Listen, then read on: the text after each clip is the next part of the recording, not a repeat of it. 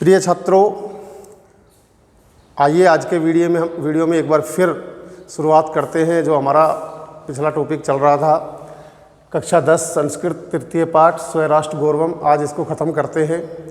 अब तक हमने इसके 7 पद कर लिए हैं और अंतिम 3 पद मैं करवाना चाहता हूँ। उससे पहले एक बात आपको सूचित करना चाहता हूँ कि सभी पदों का अनुवाद आपको करना है, क्योंकि पेपर में अनुवाद समाहित होता है और पिछली कक्षा तक हमने जो भी कुछ किया होगा उसे छोड़ दीजिए, क्योंकि इस बार महत्वपूर्ण क्लास है तो हर एक पद को समझना है, हर एक पद के अर्थ को निकालना होगा। किसी भी एक पद के प्रति हम आश्रित नहीं रह सकते। अपनी सहायक सामग्री का प्रयोग करें और हम जो हमारे द्वारा पढ़ाया जा रहा है उसका PDF भी आपके पास भेज रहे हैं, उसका भी आप उसको देख करके भी आप अपने पाठ्यक्रम या पाठ्य को हल कर सकते हैं।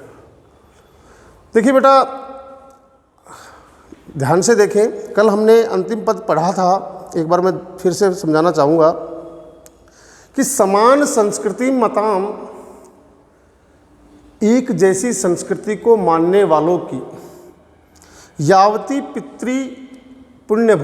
पितृभू और पुण्यभू, जितनी पवित्र और पैतृक भूमि है, समान संस्कृति को मानने वालों की जितनी पैतृक और पुण्य भूमि पवित्र भूमि है, तावती भुवम आवृत्य, उतनी ही भूमि को घिरा हुआ भाग, उतनी ही भूमि का घिरा हुआ भाग राष्ट्रम एकम निगद्यते, एक राष्ट्र कहलाता है। निगद्यते का अर्थ होता है बेटा कहलाना। अगला पद देखेंगे, पितृभुत्वम पुण्यभुत्वम द्वयम यस्य न विद्यते। पितृभुत्वम पुण्यभुत्वम द्वयम न यस्य विद्यते तस्य स्वत्वम तत्र राष्ट्रे भवितुम न किल अर्हति। तस्य स्वत्वम तत्र राष्ट्रे भवितुम न किल अर्हसि। किल पहले भी आया था, किल का अर्थ निश्चय ही। देखिए बेटा, जिसके पास ये 2 नहीं है, क्या? एक पवित्र भाव जिसका अपने राष्ट्र के प्रति पवित्र और पैतृक भाव, पवित्र और पैतृक भाव ये 2 नहीं है, उसका स्वत्वम न अर्हसि, अर्थात उसका अपने देश के प्रति अपनापन नहीं हो सकता। एक एक पद का मैं अर्थ बता रहा हूँ। पितृभुत्वम अर्थात पैतृक भाव, पुण्यभुत्वम पवित्र भाव, जिसका ये 2 अपने राष्ट्र के प्रति नहीं होते हैं, उसका उस देश के प्रति अपनापन नहीं हो सकता, अपनत्व का भाव कभी भी नहीं हो सकता। तो मैं सीधा सीधा अर्थ एक बार बोलना चाहूँगा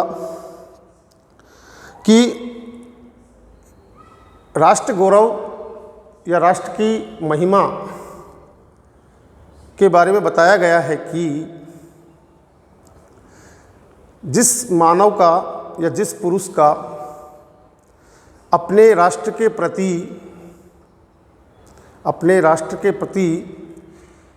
पवित्र और पैतृक भाव ये 2 नहीं होते हैं, ये 2 नहीं होते हैं, उसका अपने राष्ट्र के प्रति अपनापन नहीं हो सकता, उसका अपने राष्ट्र के प्रति अपनापन नहीं हो सकता है। अगला देखिए, राष्ट्रस्य उत्थान पतने राष्ट्रियान अवलंब्य ही।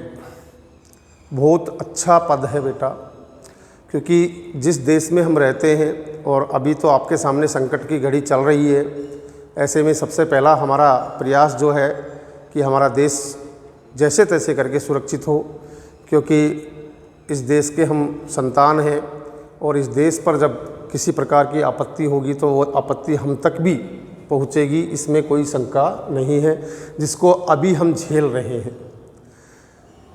बिल्कुल उसी जैसे आज का समय चल रहा है उसी को आधार बना करके ये मान लीजिए इस पद को पढ़िए आप। एक राष्ट्र का उत्थान, उत्थान का मतलब बेटा विकास, और पतन अर्थात नाश। राष्ट्र का उत्थान और पतन राष्ट्रीयान अवलंब्य ही, अर्थात राष्ट्रीयान कौन? देश के लोग, आप और हम। राष्ट्र के लोग जो हैं उनके ऊपर ही आश्रित है, राष्ट्र के लोगों के ऊपर ही आश्रित है देश का उत्थान और पतन। मेरे ख्याल से समझ में आया होगा।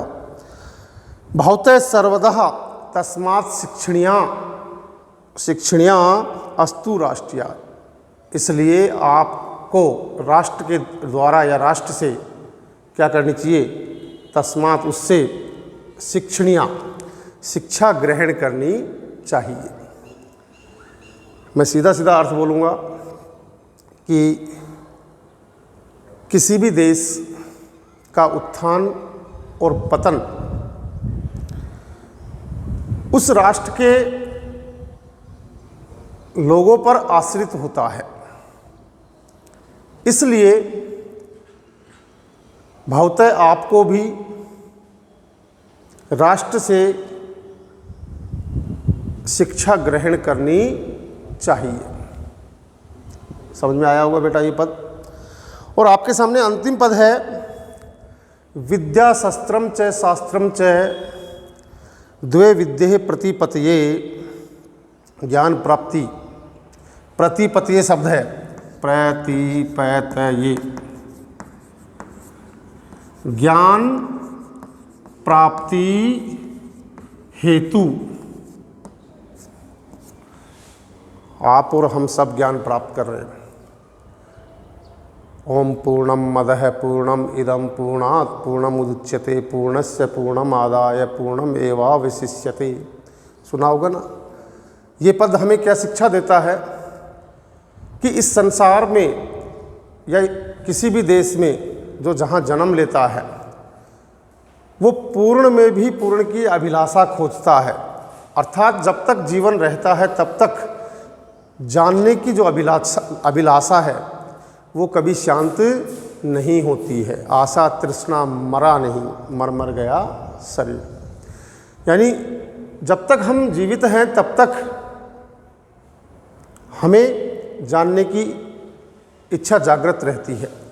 यही पद कहता है कि विद्या प्राप्त करने के ज्ञान प्राप्ति हेतु दो प्रकार की विद्या होती है। बेटा कई बार प्रश्न पूछा गया ये कक्षा 10 में के लिए बोर्ड के एग्जाम में कि ज्ञान प्राप्ति की दो प्रकार की विद्या कौन कौन सी होती है।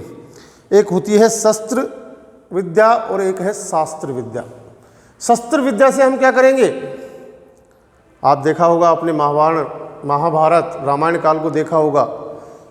जो हमारे मर्यादा पुरुषोत्तम भगवान राम, रामायण में आपने देखा लक्ष्मण, महाभारत में आपने देखा पांचों पांडव हैं। इन्होंने शिक्षा ग्रहण की गुरु से, लेकिन एक नहीं दो शिक्षा ग्रहण की। एक विद्या प्राप्ति अर्थात व्यवहार ज्ञान और दूसरा शस्त्र ज्ञान, यानी एक शास्त्र का ज्ञान। जितने भी हमारे शास्त्र है जिनमें हमें जीवन रेखा समझाई गई है उनका ज्ञान प्राप्त किया और दूसरा शस्त्र का ज्ञान सीखा। क्योंकि बिना शस्त्र के ज्ञान के भी हम अधूरे हैं, क्योंकि सुरक्षा भी हमें करनी है, हमारे शरीर की, हमारे परिवार की, हमारे देश की। तो अगली लाइन में लिखा है शस्त्रेण रक्षिते राष्ट्रे, शस्त्र के द्वारा राष्ट्र की रक्षा होने पर शास्त्र चर्चा प्रवर्तते, शास्त्रों की चर्चा करनी चाहिए, शास्त्रों की चर्चा करनी चाहिए। देखिए बेटा अंतिम पद था, 11 पद हैं। इसका अंतिम पद का मैं एक बार फिर उदाहरण आपको सीधे सीधे अर्थ में बोल रहा हूँ। हो सकता है कि आपके किसी के पास सहायक सामग्री नहीं हो तो मैं बहुत स्लो बोल रहा हूँ, आप उसको देख करके भी लिख सकते हैं। कि इस पद में कवि ने कहा है कि ज्ञान प्राप्ति हेतु 2 प्रकार की विद्या होती है। सबको ध्यान होना चाहिए। ज्ञान प्राप्ति हेतु 2 प्रकार की विद्या होती है। एक शस्त्र विद्या, 2 शास्त्र विद्या। शस्त्र विद्या और शास्त्र विद्या। इसलिए शस्त्र विद्या के द्वारा राष्ट्र की रक्षा करने पर, शस्त्र विद्या के द्वारा राष्ट्र की रक्षा करने पर हमें शास्त्र या शास्त्रों की चर्चा प्रवर्तते करनी चाहिए। इस प्रकार से बेटा ये आपका पूरा पाठ, तृतीय पाठ स्वराष्ट्र गौरवम कंप्लीट होता है। अंतिम एक लाइन मैं आपको कहना चाह रहा हूँ कि इसके अभ्यास प्रश्न जितने भी हैं वो आपको देखने हैं, करने हैं। आपके पेपर में मैंने पहले ही बताया था, हर पाठ से अभ्यास प्रश्नों में से प्रश्नोत्तर और प्रश्न निर्माण 2 चीज़ इम्पोर्टेंट है। बाकी व्याकरण के जो भाग हैं जो हमारे कोर्स में है वो तो व्याकरण के हिस्से से भी हम देख सकते हैं, लेकिन प्रश्न निर्माण और प्रश्नोत्तर मैं चाहता हूं कि आप कम से कम 15 प्रश्न निर्माण और 15 ही प्रश्नोत्तर करें। समझते हुए करें, अर्थ निकालते हुए करें, पाठ को ध्यान में रख करके करें। तो मानो आप करके देखना ईमानदारी से, आपको पाठ और भी कंठस्थ होगा, याद होगा, अगर हिंदी अनुवाद के तहत करेंगे तो 15 + 15 30 उदाहरण 30 प्रश्नोत्तर और प्रश्न निर्माण यानी दोनों मिलाकर के 30 हमें करने हैं। उसके लिए हम अभ्यास प्रश्न से भी ले सकते हैं, प्रश्न निर्माण से अन्य महत्वपूर्ण प्रश्न से भी ले सकते हैं। हाँ, इतना है कि आप किसी भी प्रश्न को रिपीट ना करें। 2 बार आ रहा है तो उसे एक को छोड़ दें, एक को करें। बाकी काम करते रहें निरंतर, जब तक आपको ऑनलाइन क्लास का ये माध्यम मिला हुआ है। और घर पर रहें, साफ सफाई का ध्यान रखें, सुरक्षित रहें। धन्यवाद।